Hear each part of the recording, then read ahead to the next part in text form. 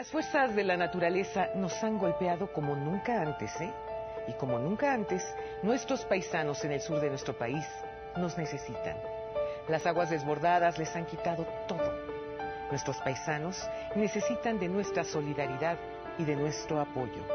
Necesitan urgentemente que los auxiliemos enviándoles alimentos enlatados, pañales, artículos de limpieza e higiene, agua embotellada y algunos medicamentos como son los antimicóticos, los antigripales, los analgésicos y los antidiarreicos.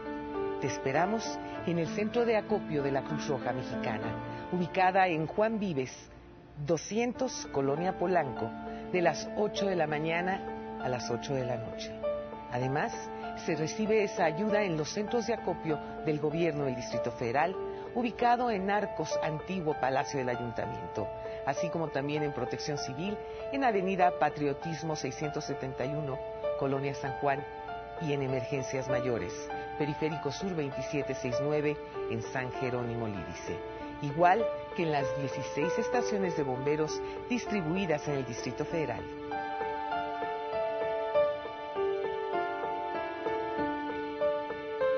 Los mexicanos y las mexicanas siempre hemos sabido responder y actuar a favor de los que sufren. Hoy por ellos, mañana por ti. Bienvenidos a Desafío. Empecemos con una autocrítica. Los medios de comunicación solo volteamos a hablar de protección civil cuando hay desastres como los ocurridos en Tabasco, en Chiapas y desde luego en Veracruz derivados de las lluvias. Y bueno, para hablar de este tema hemos invitado hoy al presidente de la Comisión Especial de Protección Civil de la Cámara de Diputados, al señor Fernando Morales. Diputado, bienvenido. Gracias por la invitación. Hace una década no existían todos estos temas de protección civil. Después de Paulina y Gilberto es cuando se crea el Fondo Nacional de Desastres, en fin, pero evidentemente el trabajo no está hecho. ¿Qué está faltando por hacer? ¿Por qué siguen habiendo, por lo menos, desgracias humanas menores a las de hace una década, pero sí muy graves en daños materiales? Bueno, para mí sería muy importante que la gente supiera que la protección civil debe de ser una política de Estado. Y hay muchos temas que nos vamos olvidando. Desafortunadamente a veces la sociedad se le olvidan las cosas demasiado rápido, pero la protección civil también tiene que ver con la guardería ABC y con esos 49 niños y con casos de corrupción severos. Estamos viendo también cómo hoy nuestros hermanos veracruzanos están siendo afectados, los tabasqueños, y se debe no solamente a un cambio climático, porque hoy pareciera que es la moda el cambio climático, y todos decimos, es que el cambio climático, y le queremos echar la culpa a ese tema. Yo creo que falta la prevención. En este país somos un país reactivo a los desastres naturales cuando deberíamos de ser preventivos.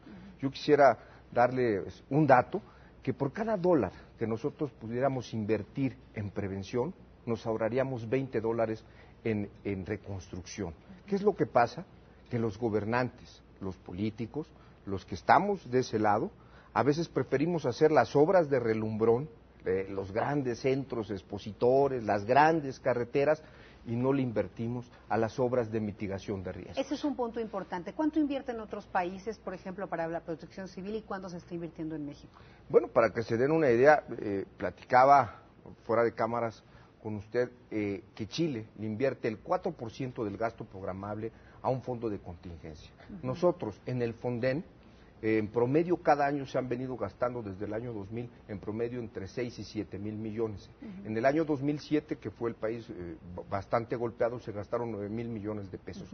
Este año, hasta antes de Veracruz, el Fonden llevaba gastados cerca de 20 mil millones de pesos y que obviamente va a costar mucho más este año el Fonden. Claro. Pero el gran problema es que es como un fondo revolvente el fondo de desastres y no estamos haciendo un guardadito, así lo llamo yo. Es como cuando en nuestra casa nosotros a veces los mexicanos es muy claro que no somos prevenidos, ¿no? Y a veces cuando llega una enfermedad de momento tenemos que andar pidiendo prestado. Eso le puede pasar a México porque no estamos haciendo un guardado para una emergencia nacional. Como un sismo. Como un sismo, que es lo que están diciendo los expertos de la UNOM, que en la placa de Cocos, ubicada en Guerrero, sin duda, en algún momento va a haber un sismo de 8 grados o más que le va a pegar a 8 o 9 estados del país.